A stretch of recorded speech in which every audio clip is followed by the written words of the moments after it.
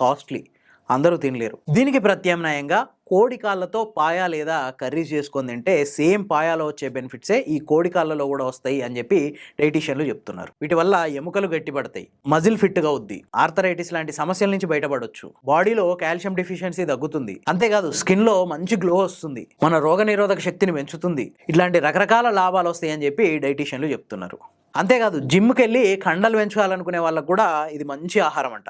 కాల్షియంతో పాటు కాల్షియం వస్తుంది, ప్రోటీన్కి ప్రోటీన్ వస్తుంది, దాంతోపాటు పైన చెప్పిన లాభాలన్నీ. చాలా మంది ఏం చేస్తుంటారంటే ఈ కోడి కాళ్ళని చికెన్తో పాటు తీసుకోరు. 99 చికెన్ షాపులలో ఈ కోడి కాళ్ళన్నరికి పక్కనేసి మామూలు మాంసం జోకిస్తుంటారు. కానీ ఖచ్చితంగా ఆ కాళ్ళు 50 రూపాయలకో 100 రూపాయలకో కిలో లెక్క అమ్మేస్తుంటారు చికెన్ షాప్లో ఓనర్లు. అట్లా వదిలేసిన దాంట్లోనే అద్భుతమైన లాభాలు ఉన్నాయి. జిమ్కి వెళ్ళే వాళ్ళు ఖచ్చితంగా వారానికి 2 లేదా 3 సార్లు వీటిని తీసుకోవడం వల్ల ఎక్సర్సైజ్ చేసేటప్పుడు తొందరగా అలసిపోరు, అట్లాగే ప్రోటీన్తో పాటు కాల్షియం వస్తుంది.